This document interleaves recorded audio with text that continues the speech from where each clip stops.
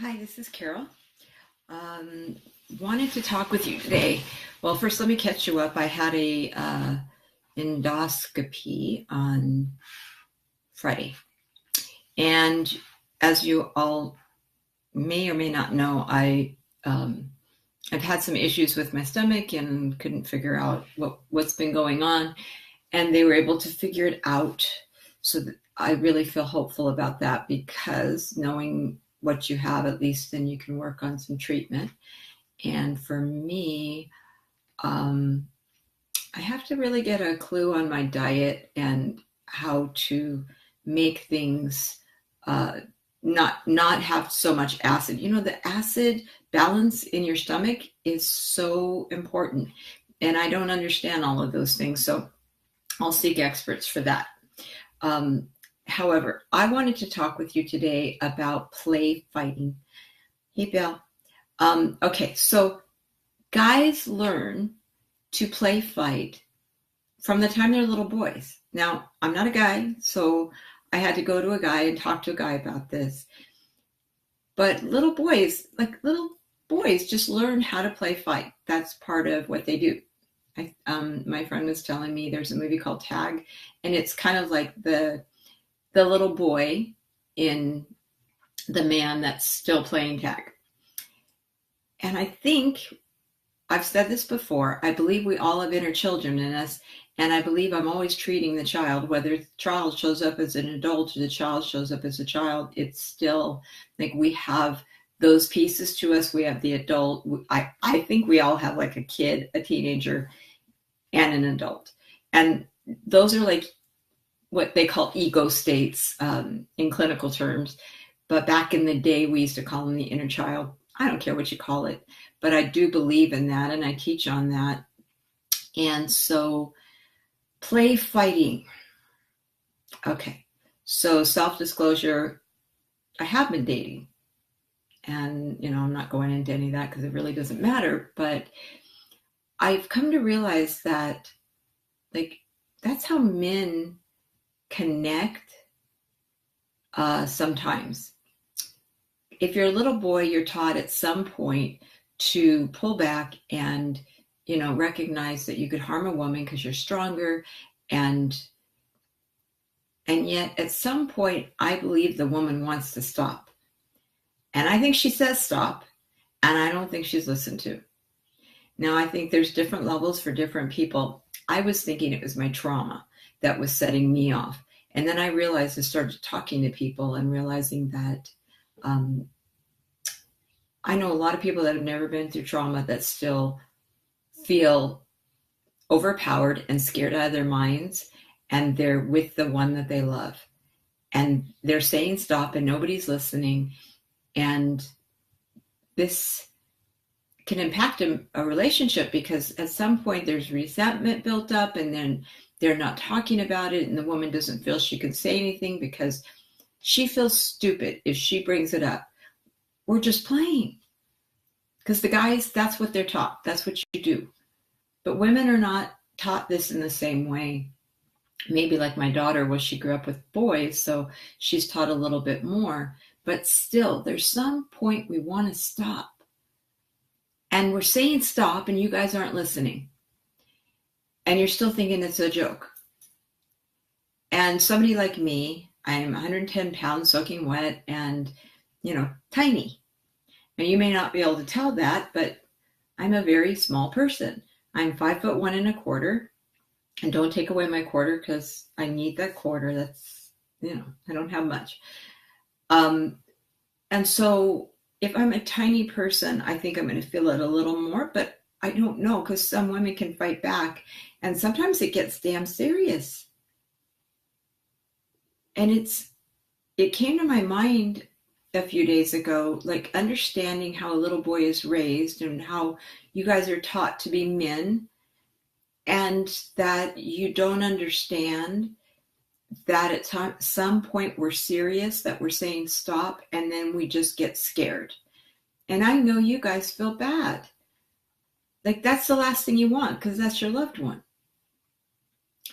So, you know me, I'm always like delving into understanding people more and more, because I don't want to see people re-traumatized, and I don't like to see people traumatized in general. And I'm going to do an article on this at some point, and I've asked somebody, a male, to do it with me, because he can tell the male side and I can tell the female side, and I can tell you we're friggin' scared, and I don't know when that line crosses. I think for me it crosses when I say stop, and I continue to say stop and nobody's listening, and the person's hearing it, but they're hearing, well, but we're having fun. So why are you making this such, whatever? I mean, you're laughing because it's kind of in fun. And at the same time, it's not. And I would love to hear some feedback, especially from the women, because I think I need to understand if I'm on the right track with this. And so far, everybody I've talked to has assured me, like the minute I tell a woman, play fighting, they get a visceral reaction, like, oh, that scares me, I don't like it, and I can't seem to get this through to my partner. And men, I don't know, I think you must feel frustrated, because you're probably thinking like we're bait and switch, like we start it and then we don't end it, or we don't keep going, or we pull back and we start crying, or it's got to be confusing. This whole thing has got to be confusing. And I really think a lot of this is with the sexes and the difference between the way that we are raised and taught. And also that if this is affecting couples, then it's important. I do a lot of couples therapy. There is a lot of resentment that builds up, and then it starts right fighting. So that person's got to be right. You have to be right. But really what you're trying to say is, I need you to hear me, and I need to know if you love me. That's really kind of where it goes. And so I kind of cut to the heart of the matter when I do couples therapy, because I believe that we can get to healing a lot faster than we do. So I would love some feedback about this. Like, do you fight with your partner, or do you want to and you've decided it's not healthy in your relationship? My friend and I, we came up with a code word, because stop apparently doesn't mean stop. So we had to come up with a code word that meant I'm serious and stop. And that kind of helped a lot. So, but I realized that I was building up a resentment and I didn't understand it. And instead of getting upset, I thought, why don't I just do a check-in and find out, like, why does this happen? And how can we make this so everybody's not frustrated and still, have fun? I mean, that's the one thing my therapist taught me many, many years ago, is we come together as couples, and we come to get to know each other as our children. We play together. Why does life have to be so darn serious? So we should be playful. We should have fun. Oh, I hate shoulds. Okay, I'm sorry. I don't mean should. But it would be nice to be able to play, and to be able to just trust that playing is a part of your relationship, and it doesn't have to be serious, and it doesn't have to be about bills and life all the time. My goodness, you guys need to be going on dates. And I mean, that's the first thing I tell my couples is, well, you got to have a date night. Oh, well, the kids and the this and that. Well, if you're not putting yourself first, the relationship is not going to work. And that has to come first, because then it's like the alpha dog. So with the dogs, they have to know that there's a pack leader, and that they know that they're safe. And with the kids, it's the couple. They have to know the couple's intact for them to feel safe, or they start acting out because they don't know what's safe. So I'm not sure if this is all making sense to you, but I've been coming up with so many epiphanies lately, and this is one of them. How we can have success as adults in relationships and life, how we don't have to rewound each other. It's so important to know that we don't have to. If we get curious about understanding a person's intent instead of making a decision about what they're feeling. I hear this all the time. That means you don't care because. Really? Okay, so if I said that about everything, then I'd be looking for proof that that person doesn't care. I could just as easily look for proof that that person cares. That's a transformational training part of me. Why not tell myself a different story? My partner cares, and he's showing me in this way, in this way, in this way. Instead of they don't care, and they're showing me this way, and this way.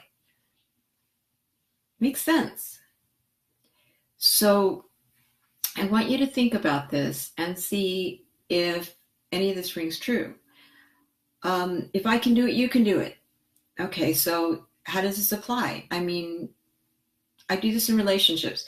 My coach, Jo Muirhead, was talking to me yesterday, and she had asked me to have a conversation that was a difficult conversation. But for me, I don't have a problem with those conversations because it's an opportunity to get to know somebody better, and we don't have to agree, and it's fine. So she said, did you have that conversation? I said, I did that night. It went great. All is good.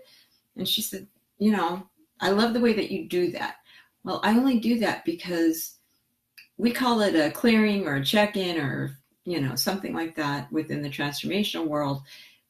But if I don't have those conversations and I'm living in a story in my head, why even have a relationship with that person? Whether it's a friend or a loved one, a family member, if I decide what they're thinking and feeling, it makes no sense. Why not do a check-in and really find out what they're feeling and show that I care just by not polarizing myself in deciding they don't care about me, because I've shut myself off by that point. Anyway, so if I can do it, you can do it. You can have these conversations. I can have these conversations. We don't have to feel butthurt. We don't have to take it personally. So living your magnificent life, is that a piece of that? Hell yes. Because if I'm not doing these things, I can't live my magnificent life because I got all this chatter going on in my head telling me they don't care.